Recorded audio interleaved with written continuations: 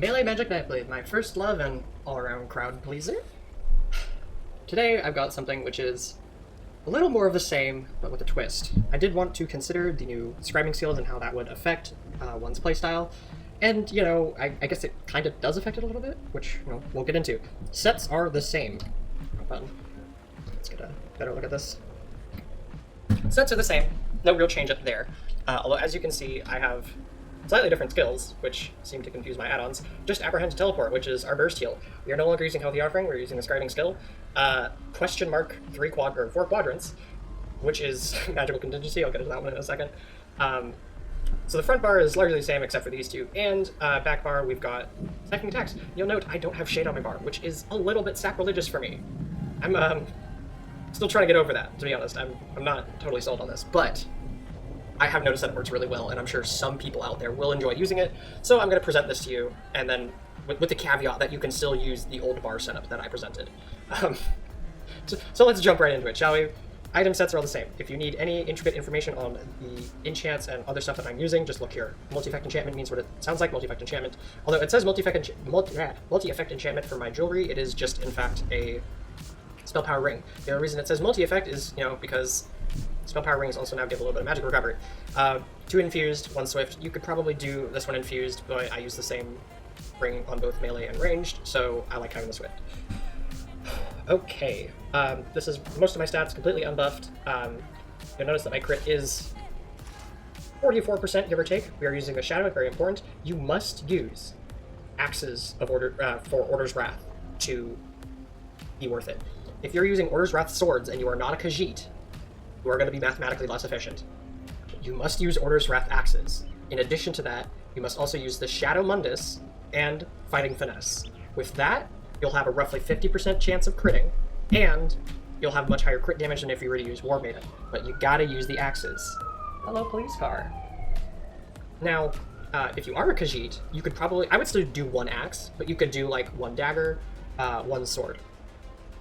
That's it. Don't change it up too much. Now, as for my actual, like, what do my stats look like actually in combat, in terms of my crit? Got this little guy here. Here we go. It's going to be scaling with weapon crit because of minor savagery, so we have basically 50% crit chance, and then here are our weapon and spell damage. Penetration, we got 8k plus whatever we get from elemental susceptibility, and the occasional sundered status effect that comes from the absorb stamina enchantment. Now, all these are the same essentially. You could change out Refreshing Path for, what is it? The Psijic skill? If you just want the extra crit damage, but I have the crit damage built into this right here, so technically I don't need that. Although if I were to do, have Shade here and all that, if I were to do something close to my old build, that is how I do it. Now, let's talk about the 2 new scribing skills that I have placed on my bar. I go into a very big explanation about Healing Soul in 2 other videos, so I'm only going to touch on it briefly. I don't go as much into Magical Contingency. So let's talk about that. Now, the main way I set this skill up is I need a damage effect first. So we have magic damage. You can also put, I think, frost damage and fire damage are available, but I'm just going with magic damage, mostly because Dunmer exists, and Dunmer are resistant to fire, so, you know, we can do a little bit less fire damage. But hey, you know, vampires also exist, so maybe you'll be doing more to them. I don't know. I don't really care. I'm just doing magic damage. I'm going to keep it simple stupid, because I am, in fact, a little bit stupid. So this is budget shulks. And when I say that, I mean shulks like Warden. It has that delayed burst with shulks. This is essentially your delayed burst. And I will show you a screenshot of CMX in a second, in which I made very good use of this. So it's going to do a bit of damage to your enemies. Usually it's going to be somewhere between 2,000 and 3,000 in PvP. It's an AoE, so it's undodgeable, pretty handy. Then the next damage done with a direct damage attack used within 7 seconds is increased by 2,000. Now, in the CMX I'm about to show you, this actually went to an Illisus, which was kind of interesting. I didn't expect that. Usually it applies to a light attack because I'm light attack leaving, but, you know, whatever. And it's going to give us minor force for 22 seconds, which is pretty handy. So this is a great thing for lining up burst and killing someone. I will say it's not the most user-friendly in open world because, you know, like I said, you got to line it up, and there's a lot of shit happening in open world, so it can be a little hard to actually use it proficiently, but a little bit of practice, I'm sure you can get it. I've gotten it a few times. Feels weird to not use Shade, but honestly this is pretty potent, and it's giving you the minor force. Pretty handy.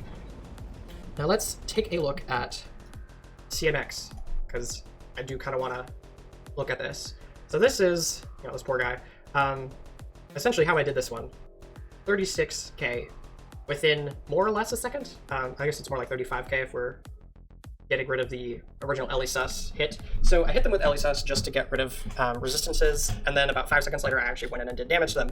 I think I had maybe 200 ult, so Balrog was not like fully charged, but I did have Merciless ready, so keep that in mind. Within the course of like a second and a half, almost 2 seconds, but not quite, I've hit them with 11k in cap, which procs Diseased. Pretty handy.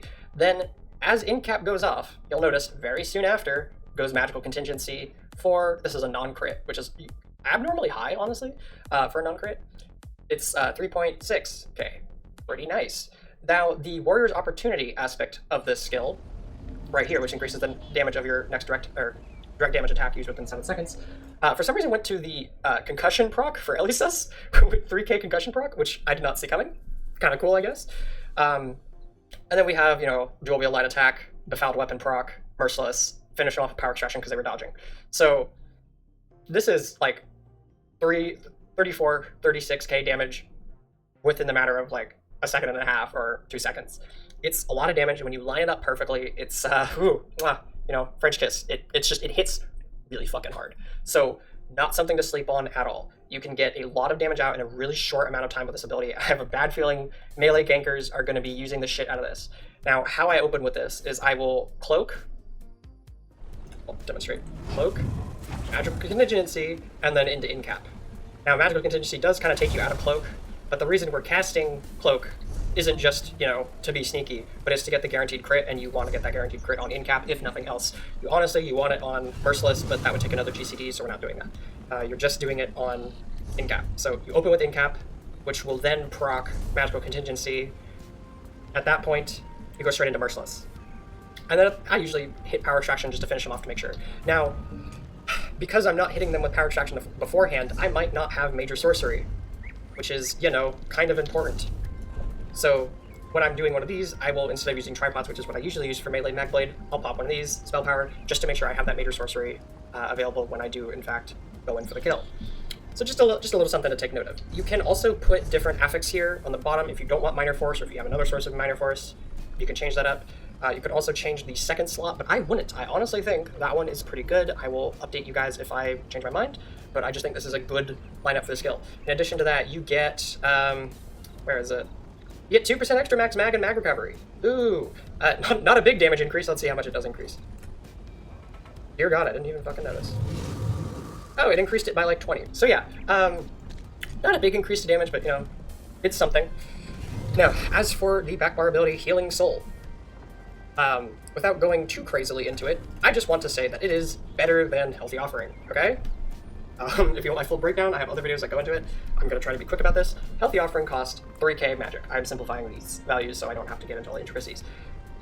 Healing Soul costs 4k, but I have built Healing Soul to restore 1000 mag, so technically they cost the same. Not only does it restore 1000 mag, it restores 1000 stamina, which is pretty fucking handy. This gives me more stam sustain, so I can effectively hit Vigor, hit Healing Soul to restore some of the cost of Vigor, and then dodge roll, and I'm not burning nearly as much stamina as I would be otherwise.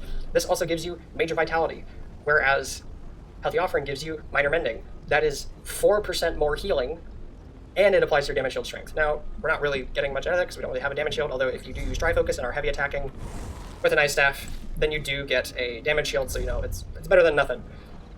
The healing of Healing Soul is actually better than Healthy Offering. Now, just looking at the tooltip, you may be like, wait, what the fuck are you talking about? This says 12.5k, Healing Soul says 11k, or 11.7. Now, you're completely correct in assuming that at first glance, but if you think about it, this is doing more healing overall, because Healthy Offering drains 1000 health from you over the course of 3 seconds. So in the long run, you are actually not healing for nearly as much as you think. Honestly, just it's kind of like putting a damage shield on Healthy Offering that disappears after 3 seconds, because it's just like an upfront, here's some more health. Generally, it's not that noticeable in most fights, but over the course of a long one, when you look at your damage taken, you will see just how much Healthy Offering is taking health from you. So Healing Soul, flat out, 100% better. Every class has access to this now, so go ahead and abuse the shit out of this on whatever class you want. It's very powerful, very potent, and I think that kind of covers most of what I need to cover here. Soul Tether back bar, you can change whatever you want on back bar. Ultimate, to be honest, you can use Dawnbreaker if you really want to. Dawnbreaker has a shorter cast time, so if I was in a group, I might even consider using Dawnbreaker for, that way everyone could stack Dawnbreaker. Hi, so my cat's visiting. You can also put Temporal Guard back here if you want some extra defensiveness. Honestly, not the worst idea. I've done this before on both ranged and melee Magblade, and I've both gotten some pretty decent results, so honestly it's fine. Also, you know, if you have this on your back bar and you block, you're getting a damage shield, which should be increased by Healing Soul. And yet, look, 500 extra shield HP, although that'll translate to 300 in Cyrodiil, so, you know, not that big of a deal. The other way to play this is kind of how I recommended in the previous video. Siphoning Attacks actually does a shit ton of passive healing. It'll do more passive healing than Swallow Soul if you're using Swallow Soul as a spammable for some fucking reason. Shadow Image is, you know, my bread and butter, one of my favorite skills. If you have Shadow Image on your back bar, you're going to need to have Soul Tether here. That way you can have a siphoning ability on your back bar to benefit from the Magicka Flood passive, as well as, you know, increases your healing done by 3% for every siphoning ability slotted. You're going to have one here, so, you know, that's nice. Hi, my cat is all over me. I did actually test, like, just beating on a dummy. Now, yeah, I know, dummy, PvP, not the same, but I will beat on a dummy to just see my overall damage output over the course of a fight. I want to see the pressure that I apply. A dummy is good for telling your pressure, though not your overall combat effectiveness. So, in terms of the overall damage I'm doing and the pressure, having Shadow Image shoot your enemy is going to be doing roughly the same amount if you were doing the other bar setup which I showed you, which is, you know, putting Magical Contingency on your front bar. Now, this playstyle is a little bit more involved because you have to line up the burst, so a little more skill required, also a little bit more luck required. But the pressure is the same, even if the burst damage is technically higher. The pressure with, you know, with Shadow Image is actually pretty nice. Shadow Image is basically a damage over time effect, although it scales with direct damage CP, so it works very well with, you know, a Nightblade that is using a bunch of direct damage skills. I do believe Magical Contingency also scales with direct damage CP, so that's also pretty handy. Okay, I think that covers everything. If you have any questions in terms of the CP, all the little intricacies, you can have a look here. You can diversify the armor weights as much as you want. My only ironclad recommendation would be you have a heavy chest and a heavy head, and probably medium shoulders, and then you can diversify the rest as you wish. If you're going to have another piece be medium, make it the legs, because that is going to be the other big piece, and so it'll benefit the most from the resistances that you gain, but even then, it's going to be kind of a minuscule amount. As for traits, I'm using Infused just because I'm experimenting with it, and I kind of like it, no big deal. You can use Well-Fitted or whatever the hell you want. If you have any questions, comments, concerns, feel free to leave them in the description. I promise I will get back to you. Like, subscribe, do whatever the hell you want, and let me know how the build works. It's a bit new, but it's also a bit of the same, so I'm curious to see what your experience with it may be. Good luck out there, everyone.